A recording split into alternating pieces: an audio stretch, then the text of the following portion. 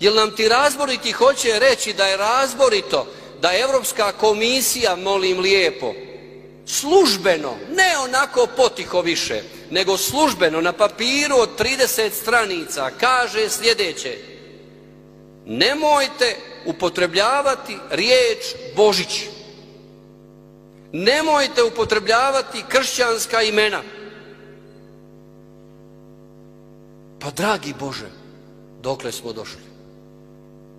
I sad ti isti hoće da mi njima vjerujemo. Dakle, on ti ne da upotrebljavati riječ Božić, nego praznik. Da, znam, gospodo, praznik za vas jest, jer su vam duše prazne, jer vam je mozak prazan, jer vam je život prazan, jer ti je srce prazno. Jedino vam je pun novčanik ili kartica, ali ona će vas kao ova podmornica odvesti u dubine propasti. Zamisli, službeno.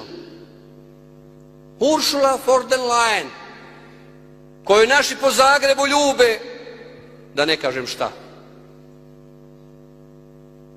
Pa mi smo došli, braćo i sestre, do takvog paradoksa da nas, kršćane, katolike, brani ateist Zoran Milanović. To je do tolikog apsurda došlo da je čovjek rekao: ma dosta više ovoga. Dosta više ovoga programa.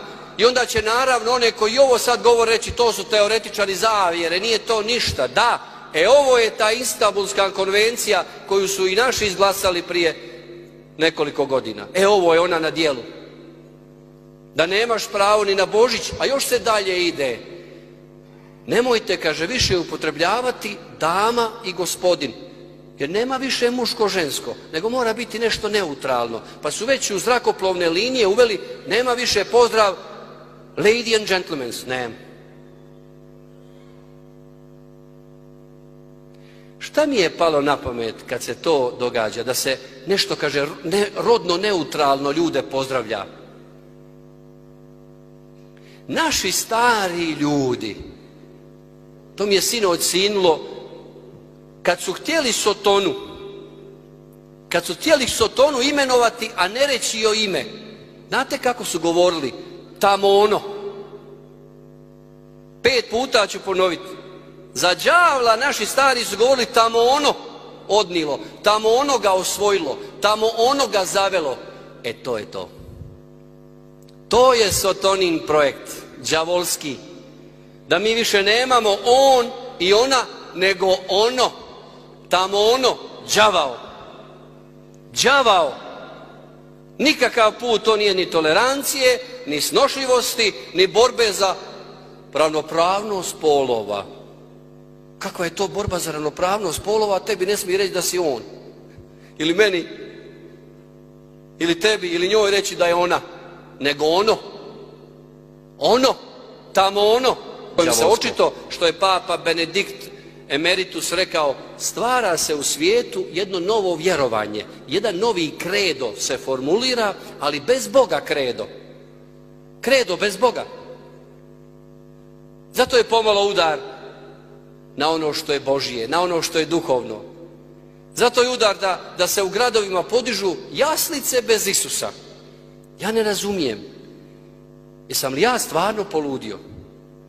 Da mogu biti nekakve jaslice bez Isusa. Nogomet bez lopte. Ručak bez išta na stolu.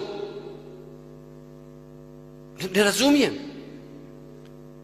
Gdje god nema Isusa Krista, to nisu jaslice. To je taj poganski kič koji se nameće. A onda, nažalost, moramo reći, i naša poduzeća, neka osobito javna, nosi naslov hrvatsko, a onda dobiješ za Božić čestitku tamo nekakav Zeko i Potok ili Djed Mraz, šta ja znam šta. Ma kakav Djed Mraz? Isus Krist se rodio na Božić. Nije se rodio tada ni kapital, ni tolerancija, ni svjetski poredak, ni snošljivosti, ni ludosti, nego spasitelj svijeta Isus Krist. Pa ako ćeš slati te čestitke, pa nemoj se lagat. Nemoj mene lagat, nemoj druge lagat, nemoj biti fake. Isus Krist mora biti na njoj. Isus Krist mora biti u tvojoj riječi. Ali nemoj slati ako se bojiš. Ako se bojiš, što šalješ onda? Šta će mi tvoji borovi, na njima snijeg? Kakve to veze ima s Božićem? To šalji za neke druge prigode, kad pođete u lov, kad pođete na skijanje, šta ja znam šta.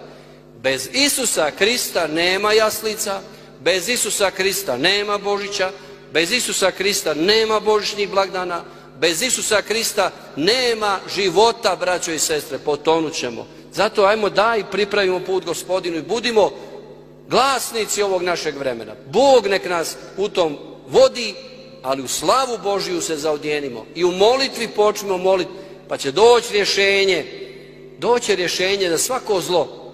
Ali dok god čovjek misli struka, znanost, elaborati, znanstvene stranice, ništa od toga nema. Ne kažem ja da znanost ne vrijedi, znate vi mene, da sam i ja od toga, ali vrijedi nešto puno više. To je Bog koji jedini sve zna, a njega još nismo konzultirali.